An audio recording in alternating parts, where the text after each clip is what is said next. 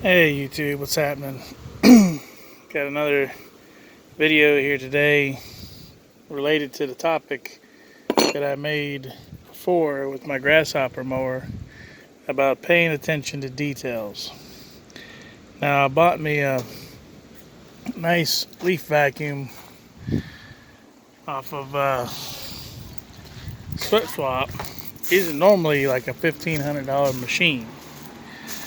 I got it for a good deal from an older guy, and it seemed well maintained. Started up, and I checked the oil and everything before I bought it.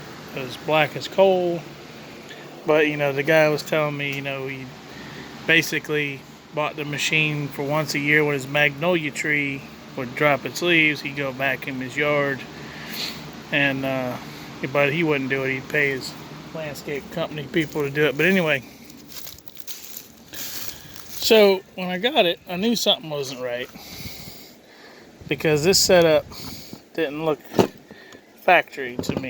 This is what was on the machine. Put it back in here so you guys can see it. Okay, had this plate on here with a nut on there. Okay, I mean, it's good thick metal. It's not flexing. So somebody must have thought they were doing a good idea. Okay, it's got a nut with a nylon washer in there to lock it on. Doesn't come loose. Somebody thought they were doing good.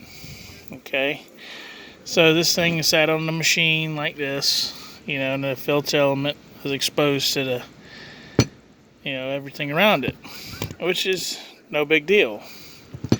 But so I brought the machine home. First thing I did was change the oil. Then I ran it for about an hour, checked the oil. It was black as coal again, so I changed it again. And in total, I've repeated this process 3 times, and I'm finally, the oil's staying clean now. But now the problem is I flushed all the dirt out of the motor, and when it gets hot, it's smoking. So the piston rings are damaged. So now I started looking at this. I pulled this off. This is the first thing I noticed. Look at this gasket around the air filter element.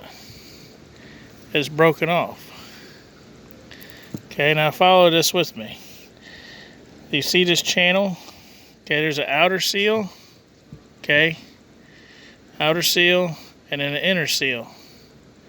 Okay, now I want you to look closely with me. You can see where this metal plate was making contact with the filter. This is a clean area here that was making contact. Okay, dirty right there was not making contact. Clean, dirty, clean, big time dirty right here. And you can actually see the dirt was coming up and basically swirling around this passage here and getting sucked in there. Sorry for the exposure, guys. It's bright out here, sunlight. Getting sucked in there. Okay, now let's take a look at the carburetor.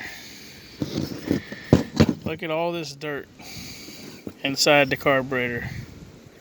Look at all this. I mean, this is very fine sand. There was no big chunks getting through, but the fine sand is just as bad as the big chunks. Look at all this dirt around the screw. Look, it just came off on my thumb right there. So this motor has been ingesting dirt for I don't know how long. I mean, look at the butterfly right there on the choke. Got dirt buildup on it. So basically, I'll tell y'all what I spent. I spent $800 on this machine because to me, I thought it was a good deal, and I didn't know about the ring damage until after I got it home and I changed the oil. And once I flushed all the crud out of the motor, now it smokes. But I'm gonna go ahead and run it like that. I went ahead and I bought all the proper replacement parts. I got the correct, I bought a whole new assembly here. Got the correct air filter, the housing of this plate that goes on the carburetor. New housing comes with a filter and a nut. So we can get this thing sealing like it's supposed to. Now, I know somebody might say, well, I mean, it really no big deal. I mean, it's an 8-horse motor. You can repower it with something else. Well, that's the only problem is this unit's self-propelled. And it's got this power takeoff shaft that comes out of the sump cover here. So the main engine shaft is right here, and it's geared over here to this power takeoff on the sump cover. So yeah, I could repower it, but then I'm gonna lose my self-propel.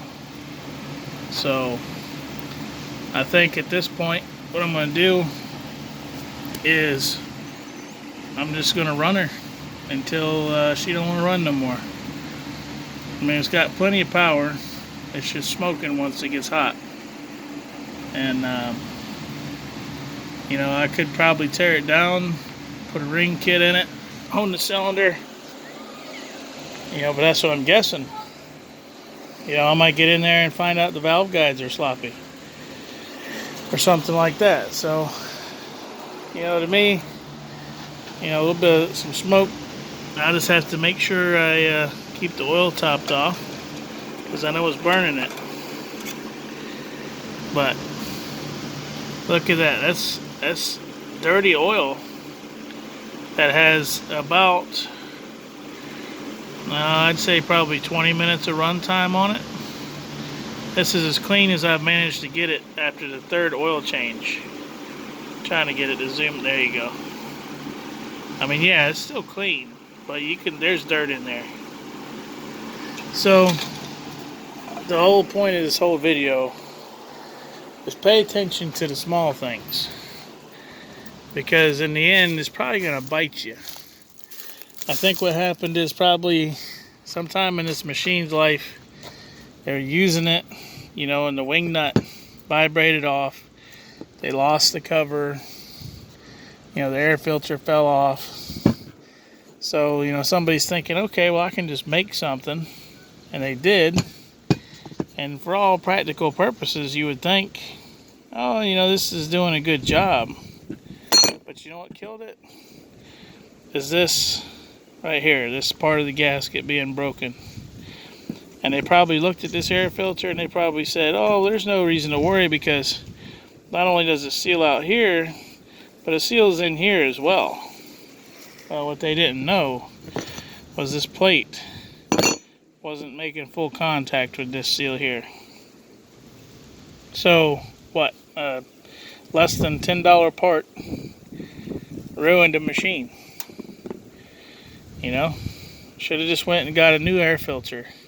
And to be honest, that whole assembly I bought, which comes with this plate, comes with this whole, you know, set up here, a new wing nut, everything, cost me $12 and some change, brand new Tecumseh part. So, you know, yeah, sometimes you can get creative to help yourself out of a pinch, but if it's not too much, just go get the right stuff, man. But that's it. Just wanted to share with you guys.